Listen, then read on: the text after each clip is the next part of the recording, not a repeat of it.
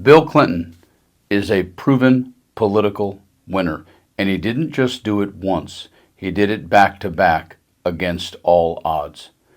And in this post-election malaise and this breaking story, we might want to watch as we sometimes reference sports players, old wily veterans, when they spit out some smackdown on the current orangutan train wreck that's about to go into the office known as Donald Trump.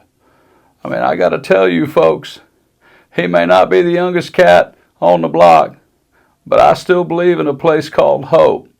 And I'm just telling you, in this breaking story, when he sits down with Morning Joe, we need to pay attention to what Bill Clinton has to say, because there are Republicans that were for Harris, and yet you're facing someone in Trump who does not remotely care what you think, only what he can get you to believe.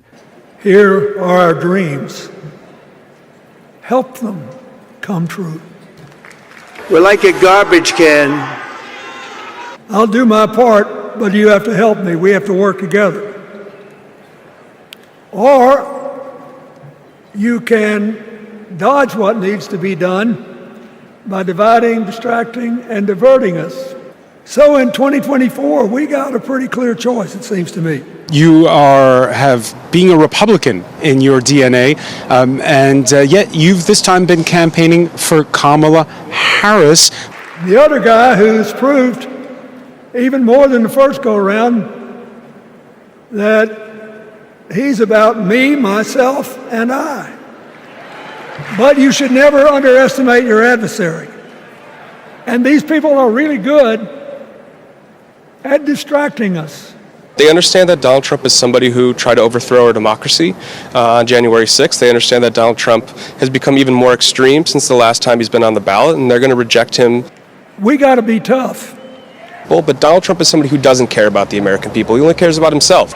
I urge you to talk to all your neighbors. I urge you to meet people where they are. And one of the common refrains we hear from some voters who are interested in voting for Trump is exactly that. It's the economy and it's immigration. I urge you not to demean them, but not to pretend you don't disagree with them if you do. From a man who once had the honor to be called in this convention, the man from Hope.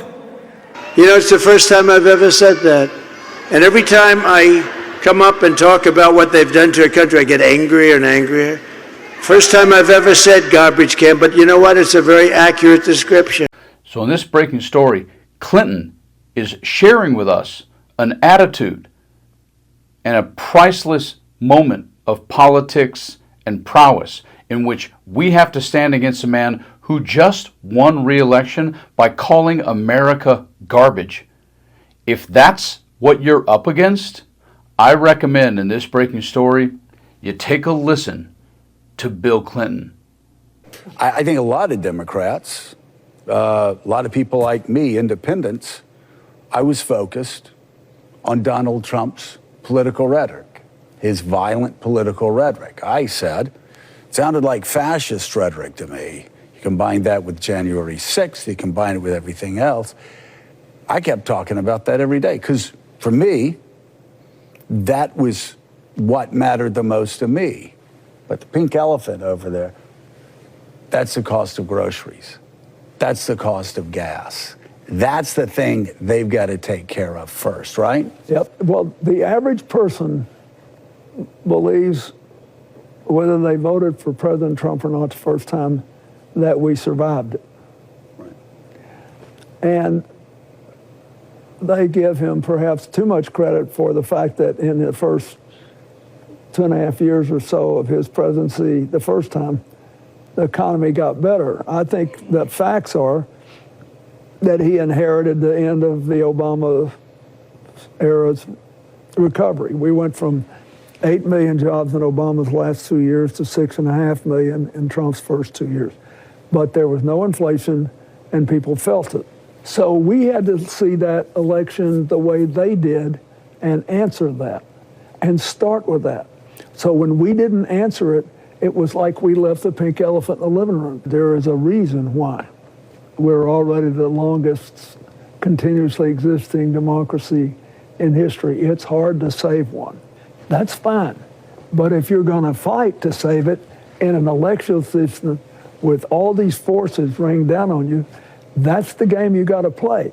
You got to deal with the issues that affect other people's lives. And the same thing's true all around the world. Look at this upheaval is happening. People are losing faith in institutions, and in many, many places, they're going to reward the people that destroyed their faith. I wouldn't bet against America. So far, everybody that's bet against us has lost money. We just got to stay after it. It is time to take the gloves off. It is time for the Democratic Party to learn how to actually politically fight. It doesn't take away the goodness that the party may be in terms of the soul or how they view themselves. But you heard Clinton say, how you play the game. Politics and running the United States of America shouldn't be a game.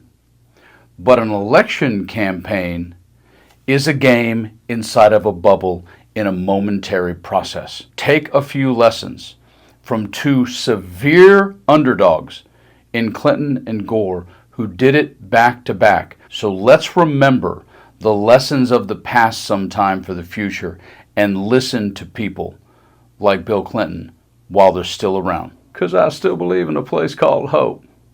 You guys stay frosty.